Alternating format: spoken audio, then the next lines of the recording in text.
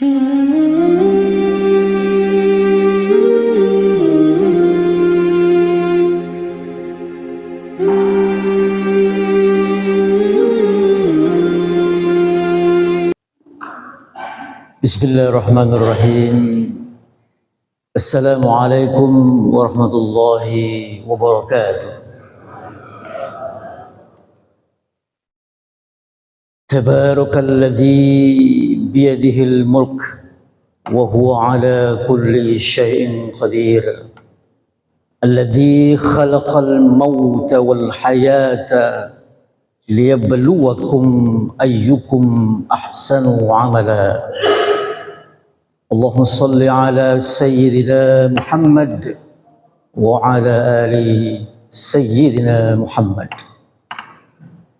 Qala Allah fil Qur'anil azim, a'udzu billahi minasy syaithanir rajim.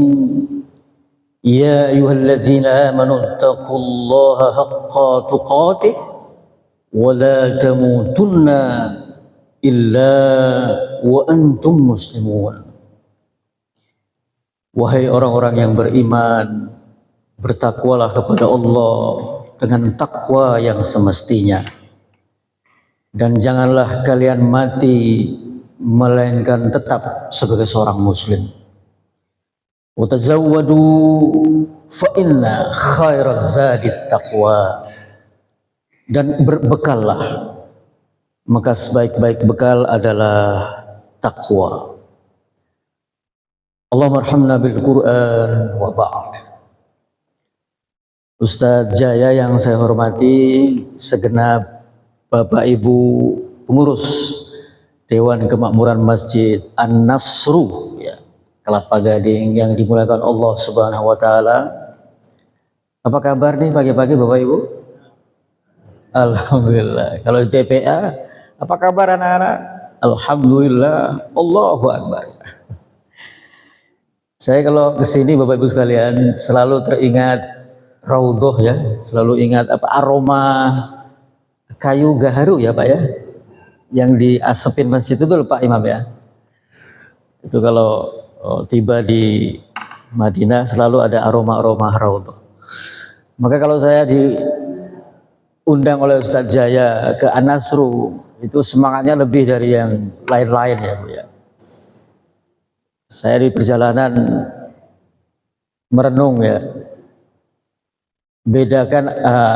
mencoba untuk membedakan antara kalau kita ke bandara flight pagi ya. Pernah Bapak Ibu ke bandara flight pagi ya? Jam-jam 6 ya. Itu kan bangunnya harus jam 2 Bapak Ibu ya. Nggak pengen ketinggalan pesawat gitu kan ya. Tiketnya sih jam 6.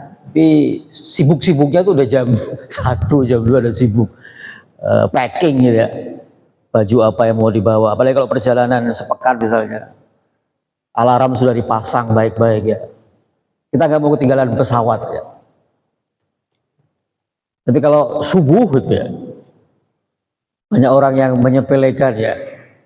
Pengennya ketinggalan. Nggak seantusias mengejar flight pagi ya. Antusias banget, bahkan kalau ada supir taksinya lemot itu, Pak cepetan dikit Pak, nanti saya telat nih Pak nih, tiket batal nih Pak nih, nggak bisa di refund. Kalau subuh, Allahu Akbar ya, godaannya banyak banget ya.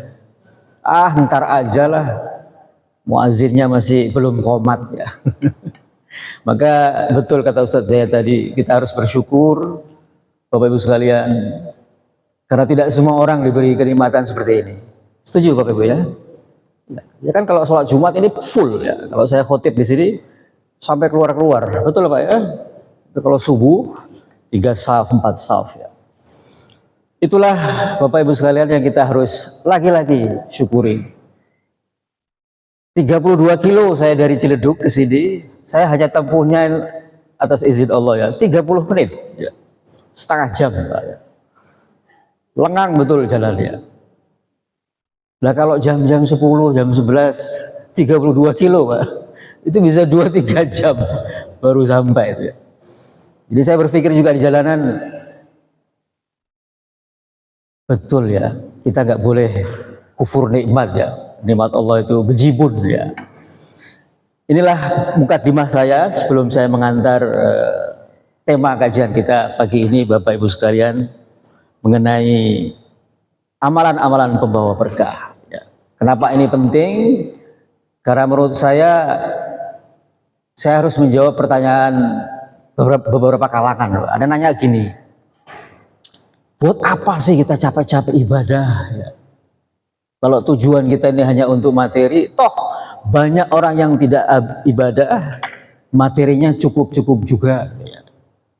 Jadi ini diungkapkan oleh seorang doktor antropologi, Bapak Ibu sekalian, bahwa kekayaan itu bisa dikejar dengan iman, bisa juga dikejar dengan tanpa iman. Betul nggak, Pak?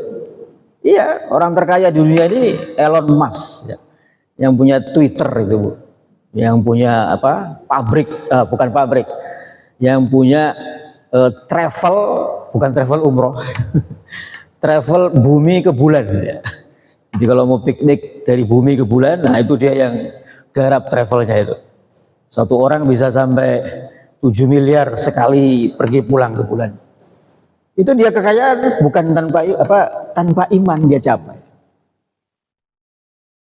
Itu kan menggoda kita yang bertahun-tahun, berpuluh-puluh tahun merawat iman, betul Pak? Merawat ibadah kita. Gampang jawabannya kalau ada pertanyaan begitu. Jawabannya adalah berbeda berkahnya. Nah itu dia tuh Pak. Anda ingin mencapai kekayaan tanpa iman, bisa. Mau hidup enak tanpa iman, bisa. Mau hidup tentram dan nyaman, bisa. Tapi berbedanya dia adalah pada titik berkahnya. Nah ini yang kita mau kaji Bapak Ibu sekalian. Barangkali kita semua pernah nyicipin hidup kayak gini. Waktu materi kita sedikit, tapi cukup. Betul Bapak ya? Tapi begitu datang bejibun, ngucur deres kayak air gitu, nggak cukup-cukup. Pernah Bapak Ibu merasakan episode kayak gitu ya? Saya kemarin baru dari Jogja, Pak supirnya ngomong ke saya gini, saya ini driver Pak, tinggal di Jogja, digaji UMR. UMR-nya berapa Mas? 2 juta, ya, 2 juta. Kalau Jakarta berapa Ustaz saya? 4 jutaan ya. Jadi kasir-kasir minimarket itu dapat 4 jutaan sebulan. Saya nanya, itu cukup Mas tinggal di Jogja? Cukup Pak, Alhamdulillah. 2 juta tinggal di Jakarta cukup Ustaz saya? Cukup ya, dicukup-cukupin. Tapi sang supir mengatakan begini, iya Pak, memang kelihatannya sedikit, tapi cukup, karena saya bersyukur. Tapi ada orang yang gajinya 20 juta, 70 juta, gak cukup-cukup. Apa yang membedakan? Berkahnya. Nah itu dia tuh Bapak Ibu sekalian. Poinnya di situ. Maka penting banget mengetahui seluk-beluk berkah. Kita pengen mengkaji ini bukan untuk katakanlah ngajarin Bapak Ibu, tidak, mengingatkan kembali, menyegarkan kembali betapa ajaran Islam itu tidak gerasa gerusu ya, tidak halal haram hantam ya, enggak, diatur dengan baik. Cukup tapi sedikit tapi cukup, daripada banyak tapi melalaikan. Bahasa populernya, daripada bejimun tapi kita lupa Allah, mending sedikit tapi kita ingat kepada Allah Subhanahu wa taala. Nah, itu poinnya. Sebelum saya lanjut, saya mau survei dulu nih. Anak mudanya kemana? Generasi milenialnya kemana Bapak Ibu ini?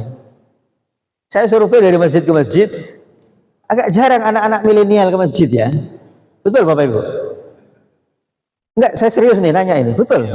Oh, Bapak Ibu yang boleh nggak angkat tangan sedikit, yang punya anak milenial di rumah? Ada? Semua punya ya? Oke. Nggak diajak ke masjid? Nggak diajak.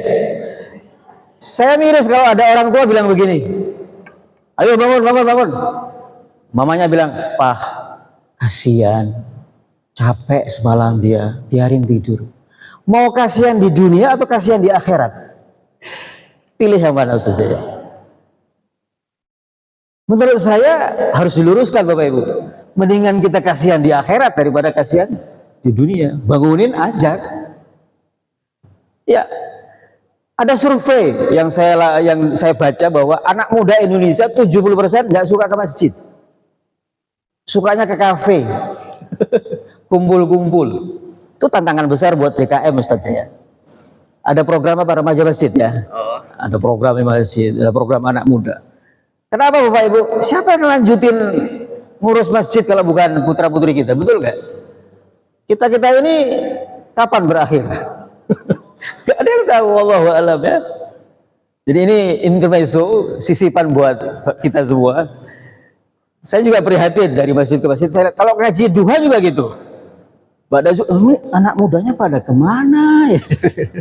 Itu titipan buat TKM An-Nasru supaya kaum milenialnya ini kita ajak untuk juga ibadah.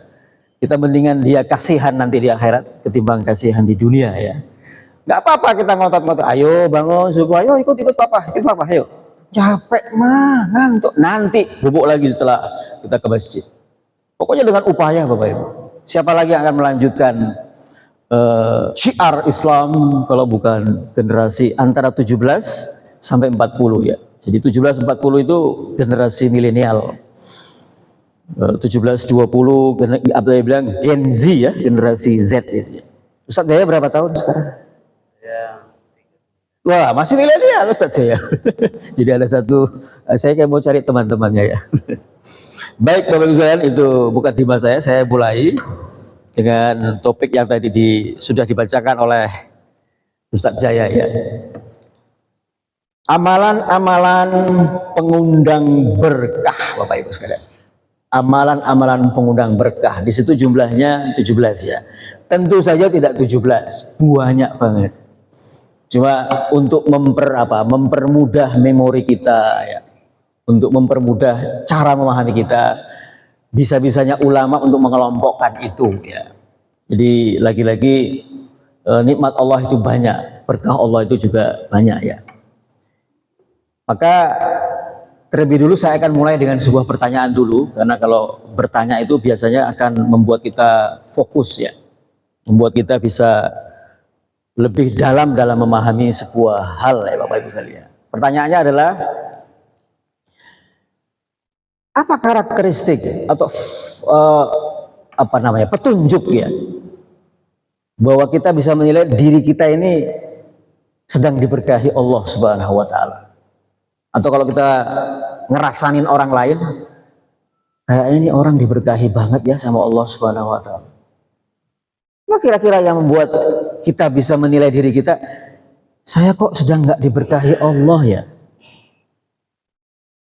Dia diberkahi Allah ya.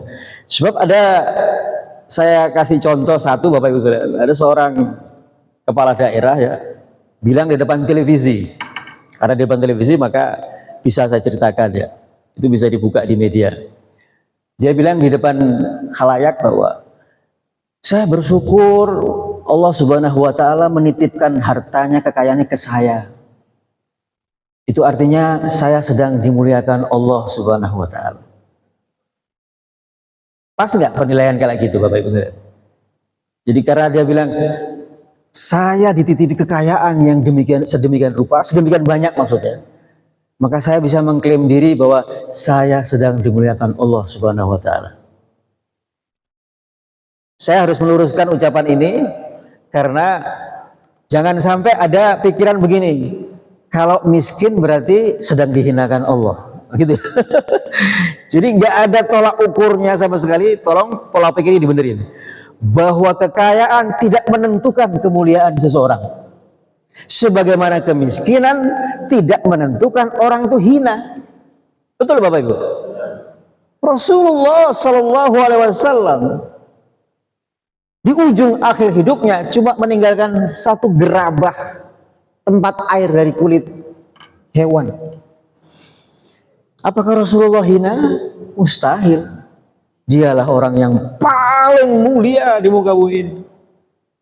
Kalau dia mau Bapak Ibu sekalian, malaikat menawari Gunung Tihama yang mengapit Mekah itu, kami ubah menjadi emas, Bisa ya Rasulullah.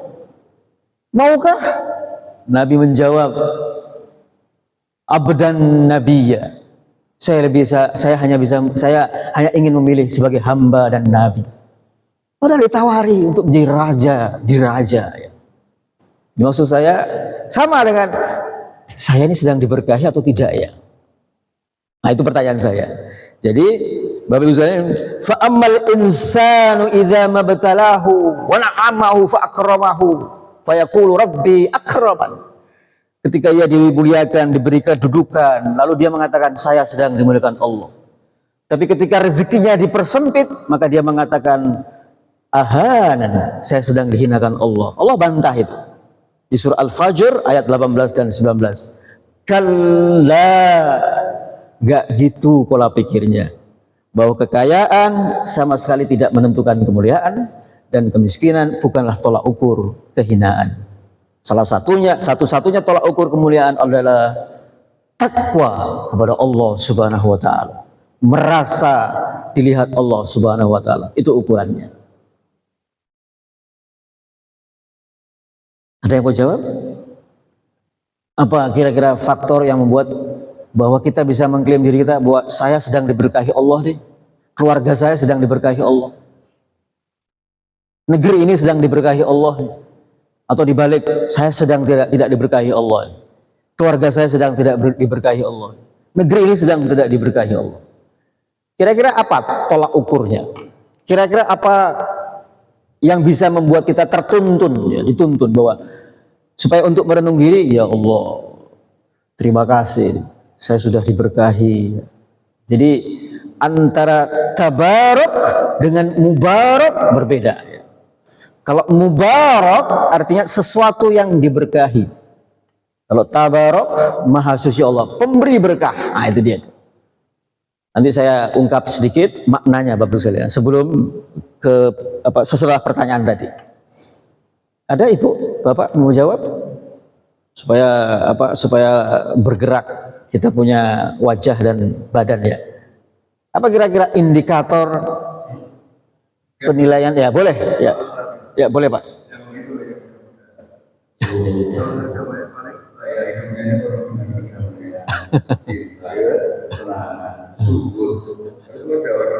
Iya.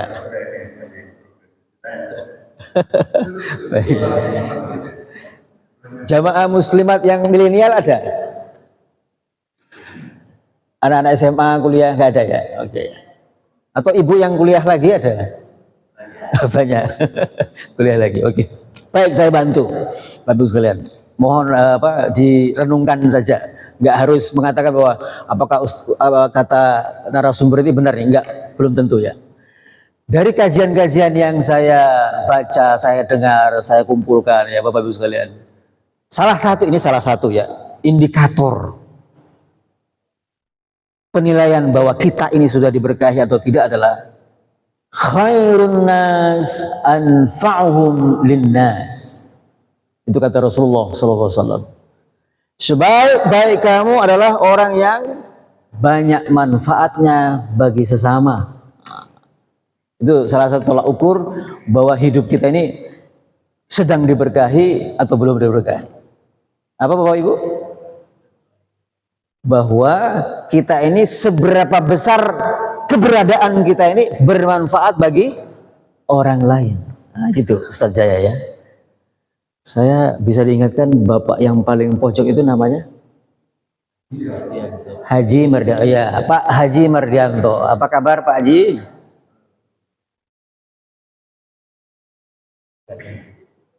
Sudah ya. Saya bersyukur selalu bertemu dengan Pak Haji Mardianto sejak aktif bolak-balik ke An-Nasru ya.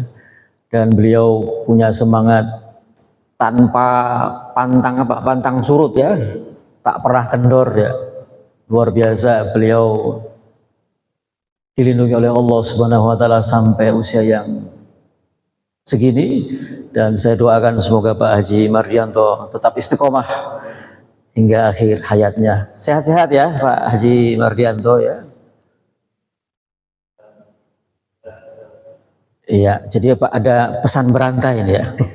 disampaikan oleh Pak Haji. Jadi indikator pertamanya adalah bermanfaat bagi sesama, itu aja. Di samping yang lain-lain. Jadi kita bisa mengukur diri itu. Dari mulai bangun tidur sampai tidur kembali, keberadaan kita ini, kehadiran kita ini dimanapun, itu punya manfaat orang lain atau justru bagian dari masalah. Anjir tuh. Jadi kalau hidup kita ini troublemaker, ya, penimbul masalah, ya sudah dibalik saja bahwa kita sedang tidak diberkahi. Karena makna berkah itu adalah membawa kebaikan. Nah, saya ulangi. Berkah itu artinya membawa kebaikan, menambah kebaikan, tumbuhnya kebaikan, berkembang biaknya kebaikan. Itu kata berkah. Saya sambil berdiri boleh Bapak Ibu ya? Saya ingin nyontohin soalnya. Bapak Ibu pernah ke pasar? Ada penjual yang kalau pagi-pagi penglaris, keluarin duitnya, terima duitnya, biar berkah, biar berkah, biar berkah. Pernah ya? Apa namanya Bu? Apa namanya? Laris. Oh iya, laris manis, ya, laris manis. Ada Bapak Ibu yang pedagang di sini? Ada? Oh iya, jadi berkah, biar berkah, biar berkah. Satu kali saya ke pasar beli gitu juga, suruh istri beli ini ya, ya. Saya agak lama merenung, ditepok-tepok itu belanja apa, dagangannya biar berkah, biar berkah, biar berkah. Dalam hati saya ingin bertanya kepada sang penjual, kalau digituin supaya apa Pak ya, atau Bu ya? Mungkin jawabannya dia, ya biar dari pagi sampai tutup toko nanti biar laris katanya. Tetapi itu kan semacam apa, kebiasaan ya para pedagang. Apa artinya? Dia ingin mengharapkan berkah. Karena berkah itu artinya bertambah, bertambah. Gitu ya. Jadi berkah itu kalau bahasa Jawa itu berkah diubah menjadi apa? Berkat ya. Berkat pakai tak, bukan pakai ha. Kalau habis tahlilan itu bawa berkat, betul ya Pak? Tas kresek ya. Nah itu kotak ya, nasi kotak. Saya waktu itu kalau di Betawi itu di Rawblong, bawa berkatnya itu dikumpul pakai daun jati Pak. Ya, kumpul mana nih ya lagi dikumpul, baru diikat, tenteng pulang. Nah itu namanya berkat. Nasi berkat itu maksudnya. Jadi berkah itu artinya kebaikan. Al-Quran menyebut kata berkah 12 kali. Ada yang berbunyi tabaraka, seperti yang saya kutip di surah Al-Mulk ayat 1. Tabarakalladzi biyadihil mulk. Maha suci Allah, sumber pemberi berkah. Jadi nggak ada berkah dari tempat lain Bapak Ibu. Satu-satunya sumber berkah Allah saja. Tabarakalladzi. Di ayat lain surah Al-An'am ayat 92 mengatakan hadza kitabun anzalnahu mubarakun. Inilah kitab suci Al-Qur'an yang diberkati. Nah itu. Jadi kalau mubarak yang diberkati, yang membawa kebaikan. Al-Qur'an itu membawa kebaikan. Membawa keistimewaan. Al-Qur'an itu mengubah pikiran kita dan jiwa kita. Sama dengan ada istilah di spanduk kalau bulan Ramadan. Tulisannya apa itu Ustaz Jaya? Ramadan Mubarak. Ada tulisannya ya. Ramadan Mubarak. Artinya apa? Ramadan yang membawa berkah. Itu maksudnya. Jadi kalau ada nama orang namanya Muhammad Mubarak, berarti Muhammad yang membawa berkah, membawa kebaikan. Jadi gitu Bapak Ibu sekalian. Jadi betapa kita membutuhkan yang namanya berkah. Nah, nanti ini yang kita akan kutipkan. Apa saja yang harus kita amalkan supaya berkah itu ngocor kayak hujan deras. Ini kita udah berapa bulan Pak nggak hujan-hujan ya? Betul ya? Katanya September udah mulai hujan ya. Tapi udah nggak hujan-hujan. Kita syukur, tapi ada di daerah lain yang nggak dapat hujan Bapak Ibu sekalian. Jadi saya mulai ini pengantar makna berkah tadi, betapa pentingnya keberkahan tadi. Jadi kesimpulan kaji kita pada kesempatan oh gitu ya. Ah betul, saya setuju, saya setuju. Bapak dengan siapa saya Pak? Pak Wisnu, oh ya Pak Wisnu, J. Ya. Setuju saya. Jadi supaya tagihan saya lunas. Gitu. Jadi saya balik kesimpulannya di depan, nanti dibahasnya belakangan Pak ya. Top ya. Saya mau ya.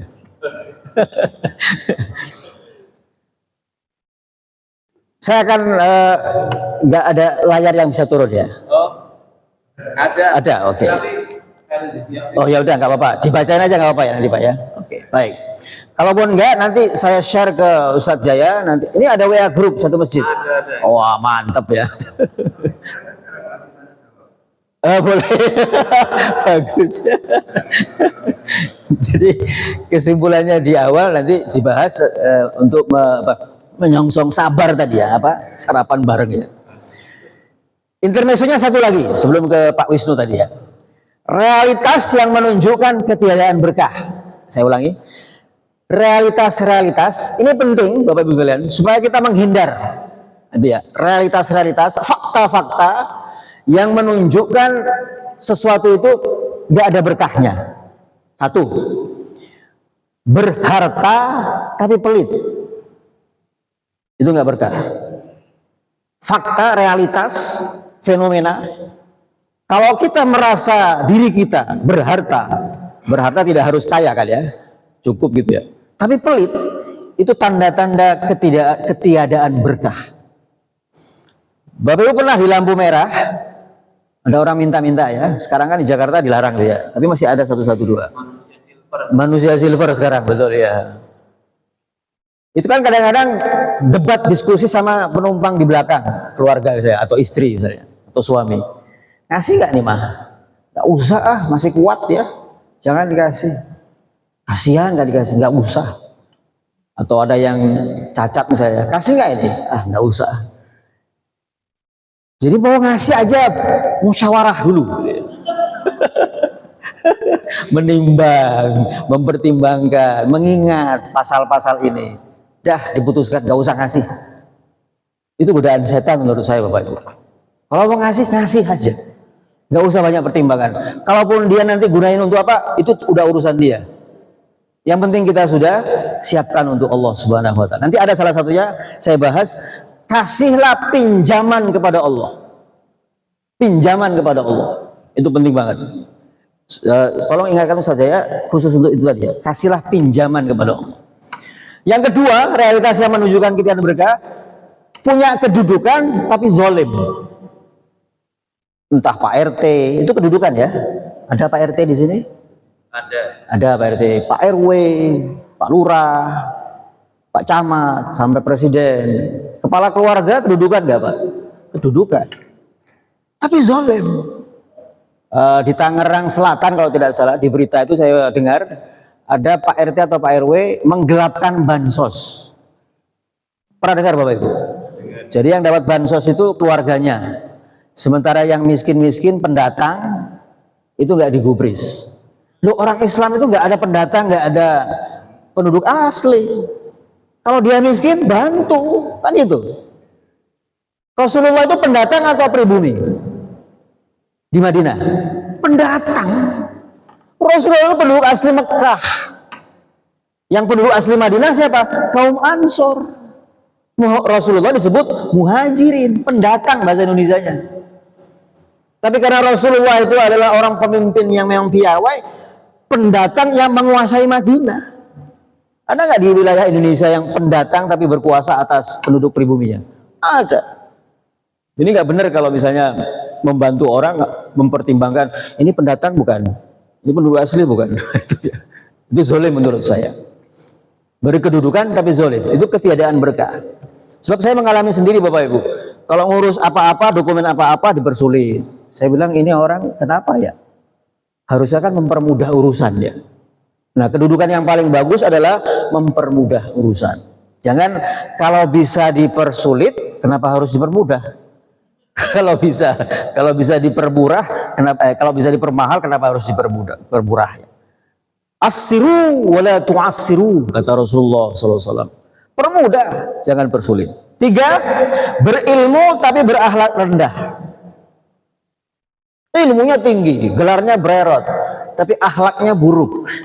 Itu ketiadaan berkah. Apakah banyak kita jumpai di masyarakat orang yang tinggi ilmunya, ilmu apapun itu, asal bukan ilmu sihir ya. Tapi berakhlak rendah. Pernah Bapak Ibu jumpai? Atau pernah kita jumpai? Tinggi Pak ilmunya, tapi akhlaknya rendah. Salah satunya adalah Rektor Lampung yang sudah ditangkap ya, karena dia diberitakan jadi bisa diceritakan. Dia menerima mahasiswa baru. Bapak Ibu yang punya mahasiswa baru, putra-putra ada ya. Sekarang masuk kampus mahal Ustadz saya. Sampai 100 juta, 200 juta. Berani itu jor-joran bayar fakultas kedokteran. Kenapa? Gengsi. Pengen diterima anaknya. Jeng, anaknya kuliah di mana? Di universitas negeri. Wah, itu kalau udah jawab universitas negeri. Rektornya mengambil uang penerimaan mahasiswa itu ke rekening pribadinya atau diselewengkan. Tinggi nggak dia jabatannya? Tinggi nggak ilmunya? Profesor, doktor, tapi akhlaknya rendah. Nah, itu tidak berkah. Yang berkah adalah kalau ilmunya tinggi, nggak pelit sama ilmu, dia bagikan, ya. Nggak diselewengkan untuk membodoh-bodohi orang. Nah, itu namanya ilmu yang berkah. Orang berilmu tapi berkah. Sedikit ilmu juga dibagikan juga berkah. 4, berketurunan tapi tak membawa manfaat. Punya anak tapi anaknya ngelawan semua. Punya anak tapi nggak satupun yang nurutin bapak ibunya dalam perkara-perkara baik Bapak Ibu ya. Saya titik tekankan ini, bedakan antara berbuat baik kepada orang tua atau taat kepada orang tua. Kalau taat kepada orang tua pakai syarat, tapi kalau berbuat baik kepada orang tua nggak pakai syarat. Bisa bedain Bapak Ibu? Saya ulang ya. Kalau taat kepada orang tua pakai syarat. Tapi kalau berbuat baik itu kan luas sekali ya. Sementara ketaatan itu salah satu dari perbuatan baik. Nggak pakai syarat kalau berbuat baik. Contoh gini, ayah saya menyuruh saya nggak usah ke masjid misalnya. Saya harus taat atau enggak? Pakai syarat. Taat kepada orang tua hanya boleh jika untuk kebaikan. Tapi kalau untuk kebatilan atau untuk yang haram, nggak ada ketaatan. Tetapi disyaratkan di situ tetap bergaul dengan baik. Nah, seperti siapa? Ibrahim kepada ayahnya. Ayahnya pembuat patung, penyembah berhala. Ibrahim tidak taat, tapi tetap berbuat baik kepada ayahnya, meski ayahnya mengusir dia. Nah, itu contohnya. Jadi berketurunan tapi tak membawa manfaat. Nah, ini berkaitan dengan tadi itu. Kaum milenial harus dibawa ke masjid juga. Jadi kalau mau manfaat, berketurunan tapi membawa manfaat. Begitu maksud daripada realitas yang menunjukkan berkah dan ketiadaan berkah. Yang kelima, berumur tapi lebih banyak lalai. Saya ulangi, berumur tapi lebih banyak lalai. Saya pernah menghitung-hitung diri saya Bapak Ibu sekalian ya. Nggak usah orang lain dulu. Kira-kira usia real saya berapa ya? Karena jangan-jangan ada orang yang usianya sekarang 50 tahun, tapi sesungguhnya sejatinya umurnya baru 10 tahun. Bisa nggak? Karena yang dihitung Allah itulah kebaikan-kebaikannya. Sementara yang bukan kebaikan tidak dihitung. Jadi nilai real usia manusia itulah nilai kebaikan yang selama ini dia kerjakan. Jadi kalau misalnya kita masa lalu, semua orang kan punya masa lalu ya, Ustadz saya punya masa lalu. Tergantung masa lalunya itu hitam atau masa lalunya itu putih ya. Nah, masa lalu itulah yang kita harus hitung. Jadi jangan sampai usia ini tidak penting panjang atau pendek. Yang penting apanya? Isinya. Gitu ya. Handphone itu bisa bagus casingnya, tapi kalau nggak ada sinyalnya, bagus, keren, 17 juta, 18 juta harganya. Tapi nggak ada sinyal. Berfungsi nggak? Tidak berfungsi. Jadi yang penting bukan pendek dan panjangnya usia, yang penting adalah isinya apa. Nah, itu umur yang berkah. Jadi semoga kita memiliki umur yang berkah ini ya. Berumur tapi lebih banyak taatnya. Begitu. Terakhir, realitas yang menunjukkan ketiadaan berkah adalah berumah tangga tapi serasa neraka. Ada neraka di dunia? Ada neraka di akhirat, ada neraka di dunia, Pak.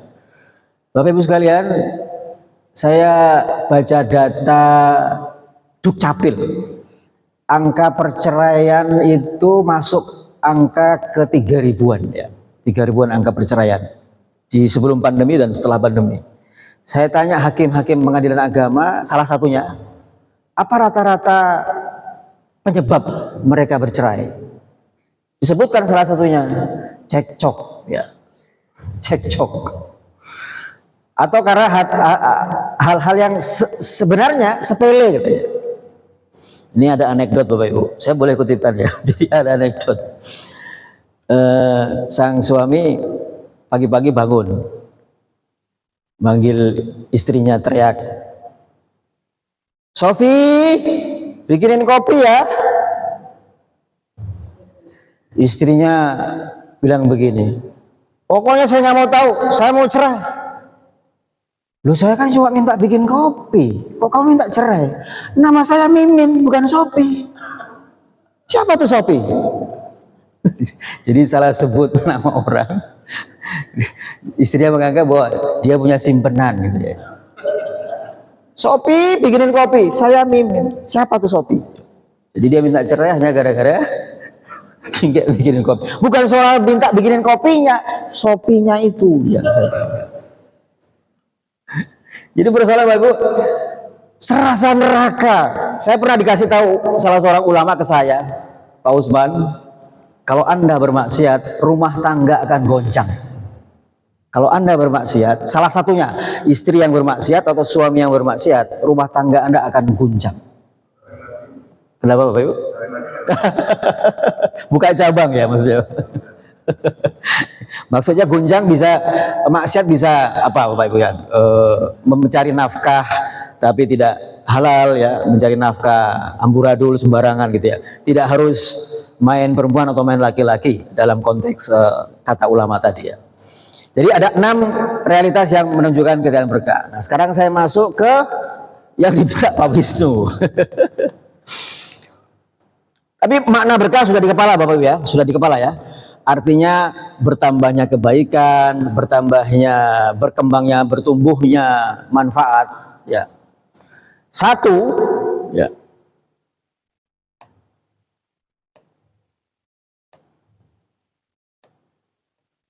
Selalu berzikir setiap memulai aktivitas. Satu.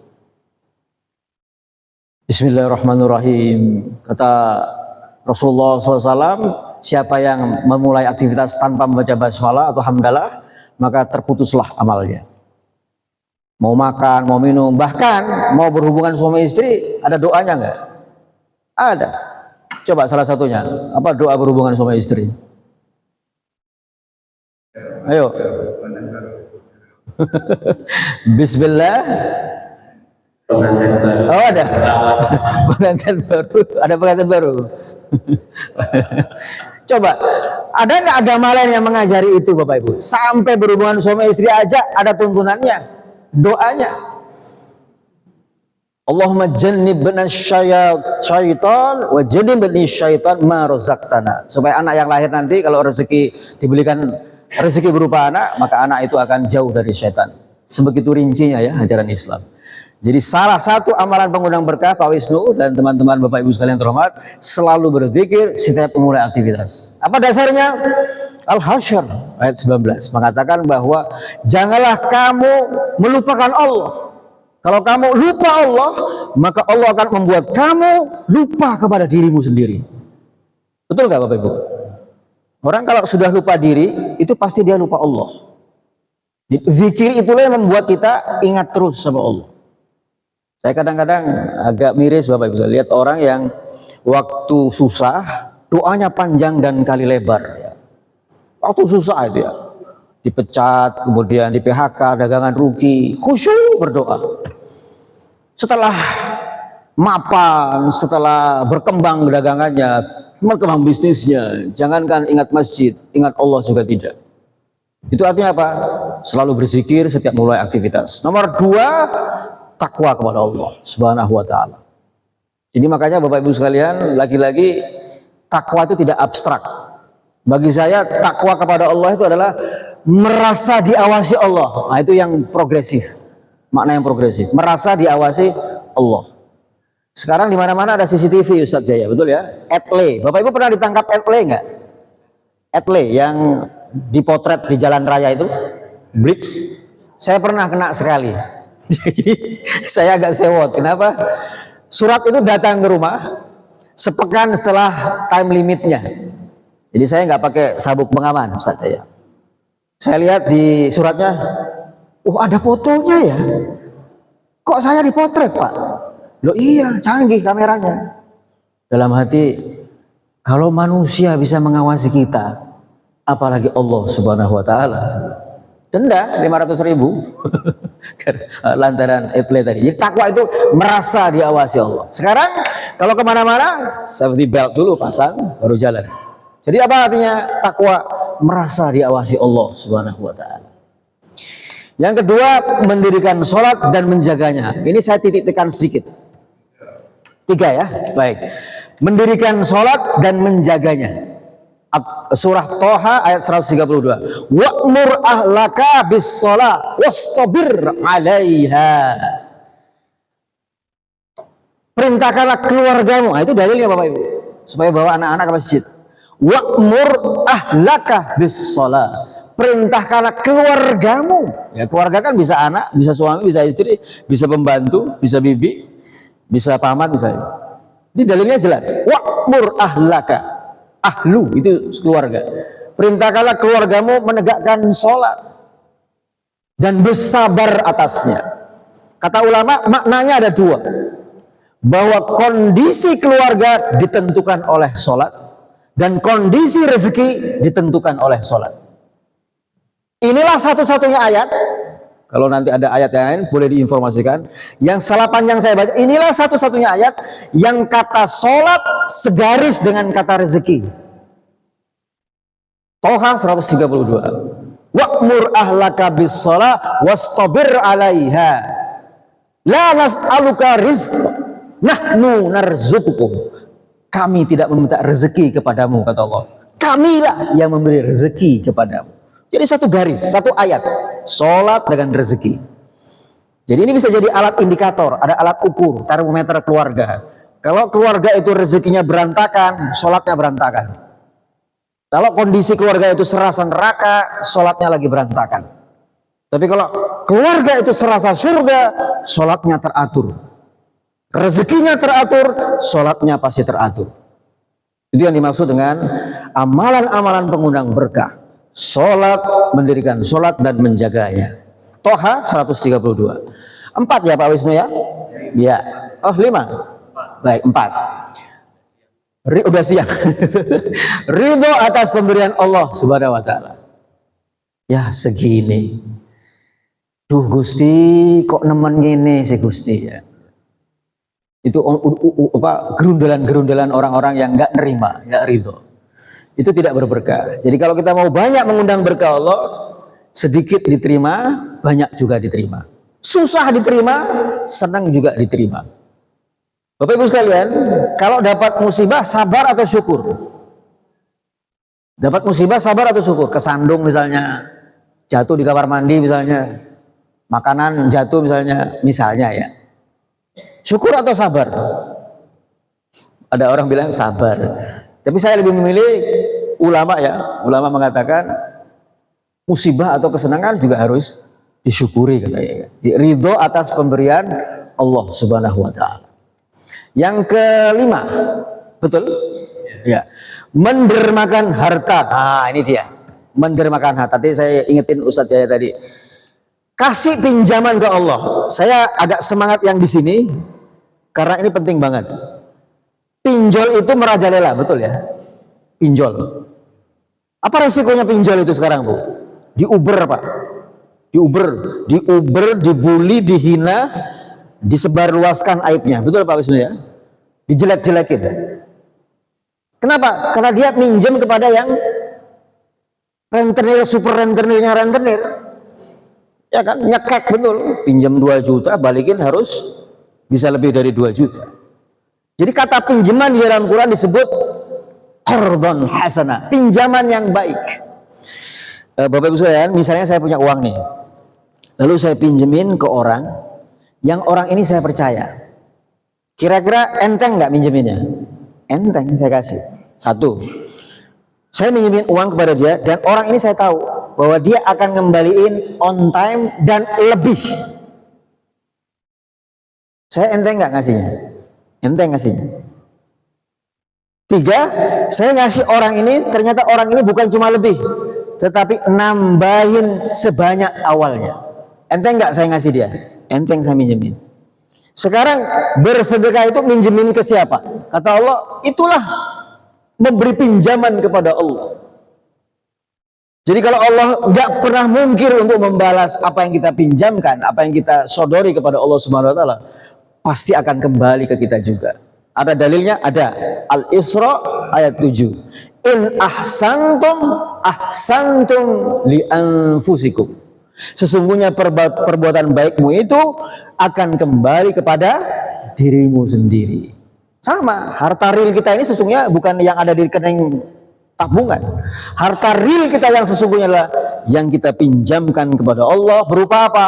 Zakat, infak, sedekah, dan membantu orang-orang yang belum beruntung.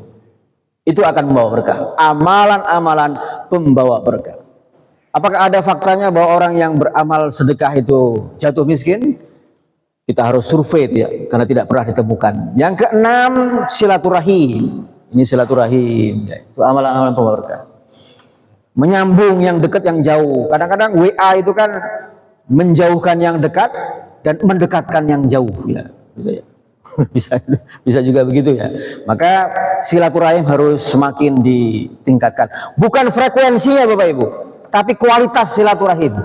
Betul nggak?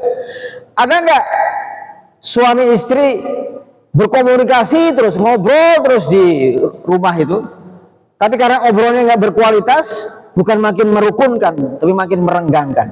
Jadi bukan pertemuannya yang dipentingkan, tapi kualitas pertemuannya. Bukan omongannya, tapi kualitas omongannya. 7 ya, betul. Berangkat pagi-pagi menjemput rezeki, itu mengundang berkah. Jadi di pagi hari adalah waktu-waktu yang katakanlah waktu-waktu yang berkucur berkah ya. Ada istilahnya berangkat gelap, pulang gelap ya. Masih ada misalnya ya. Jadi ada pegawai honorer Bapak Ibu, kerjanya di Bandung, tinggal di Garut. Jadi berangkatnya itu jam 3 subuh, sebelum subuh malah ya, di kereta. Sholat subuhnya di kereta. Nanti sampai Bandung jam 8, pas persis masuk kantor. Pulang kantor sampai rumah jam 10-an. Malam. Jadi berangkat gelap, pulang gelap. Nggak pernah lihat matahari di jalanan ya. Nah, itu berangkat pagi-pagi.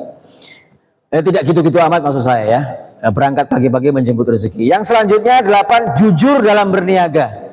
Jujur Pak. Ini modalnya sekian nih. Ini ada cacatnya nih Pak ya. Modal nggak boleh dikasih tahu ya. Ini ada cacatnya ya. Timbangannya juga begitu ya. Jujur dalam berniaga. Berapa menit lagi saya? Oh, udah habis. Baik. Nanti di-share Pak Wisnu ya. Di-share. Yang ke-9 istighfar, bertawakal dan berhusnuzon, bersyukur dan musyawarah. Nanti saya share saja Bapak Ibu ya. Saya simpulkan saja bahwa Bapak Ibu sekalian, betapa pentingnya mengejar berkah. Karena apa? Walaupun banyak, kalau tidak berkah justru akan serasa neraka. Tapi cukup kalau berkah akan serasa surga. Assalamualaikum warahmatullahi wabarakatuh.